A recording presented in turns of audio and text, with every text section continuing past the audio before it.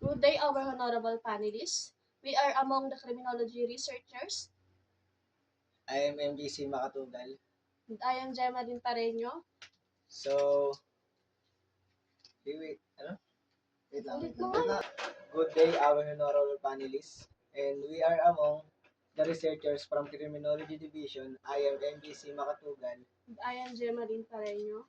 And today, we are going to present our research title, Hesitancy of public utility jeepney drivers in accepting modernization of public utility vehicle in City of San Jose del Monte, Bulacan. and again, good day to our honorable chairwoman, Professor Janet De Lima, and board of panelists, Dr. Christopher C. Collado, and Professor Maria Lourdes Eliazar. And especially to our research advisor, Dr. Crescente C. Delatado. And now, we present to you our Chapter 4 and Chapter 5. The Chapter 4. Chapter 4, the content of Chapter 4 is the presentation, analysis, and interpretation of data. The presentation, this is the table from 1 to 4. And the analysis, the computation and presentation of weighted mean and interpretation of data. This is the summary and the cross-referencing. Table number 1. Frequency and percentage distribution of respondent in terms of age.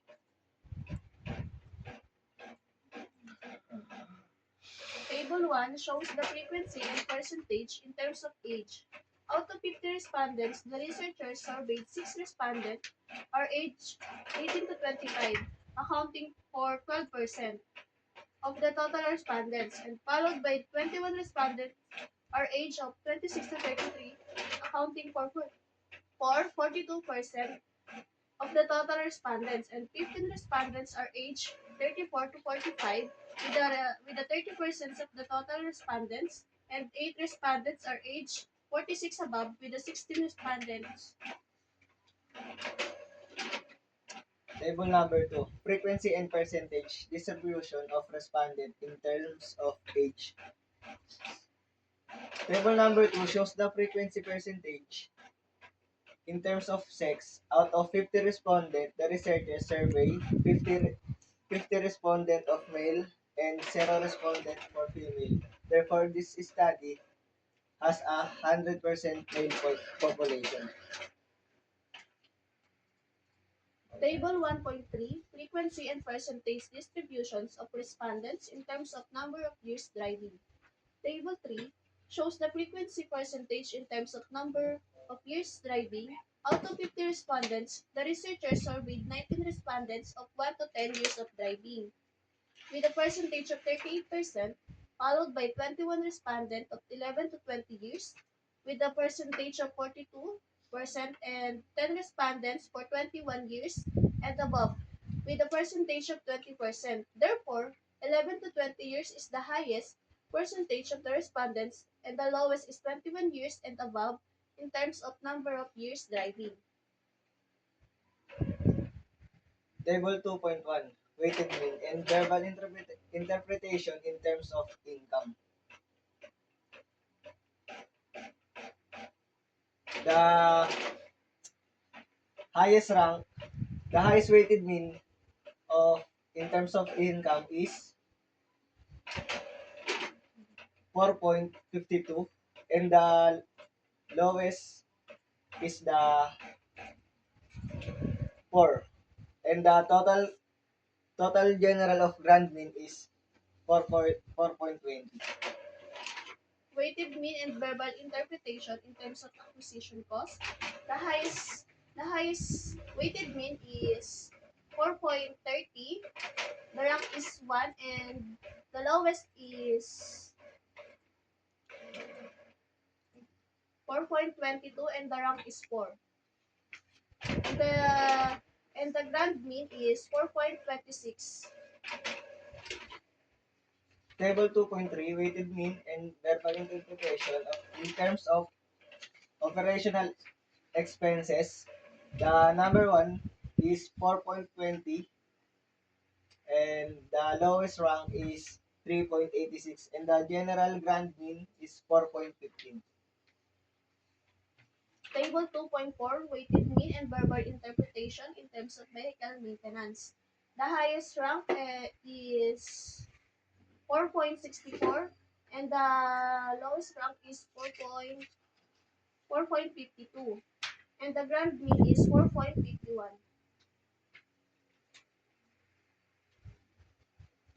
Table 3.1, weighted mean and verbal interpretation in terms of safety features. The number one rank, the total weighted mean is 4.64 and the lowest rank is 4.50 and the general grand mean total of 4.57. Table 3.2, weighted mean and verbal interpretation in terms of comfortability. The highest weighted mean is 4.56, which is the rank 1, and the lowest weighted mean is 4.14, and the general grand mean is 4.33. Table 3.3, weighted mean and verbal interpretation in terms of environment compliance. Number one rank, total weighted mean is 4.52 and the lowest rank is 4.30 and the general total of grand mean is 4.43. Weighted mean and verbal Table 3.4, weighted mean and verbal interpretation in terms of payment convenience. The the highest weighted mean is 4.58, which is the rank 1, and the lowest weighted mean is 4, and the rank is 5, and the total grand mean is 4.20. The table 4, test of significance relationship. We use chi-square treatment for hypothesis. With the use of chi-square, the researchers able to determine if there is significant relationship between accepting modernization of public utility vehicles to hesitancy of public utility jeepney drivers. This table shows the chi-square result wherein the degree of freedom is 28 and the level of significance of 0.05 x squared computed 96.01 and x squared critical is 41.337. Since the x squared computed is greater than the x squared critical, researchers rejected the null hypothesis and accepted the alternative hypothesis. Therefore, researchers conclude that is there significant relationship between accepting modernization of public utility vehicles to hesitancy of public utility jeepney drivers.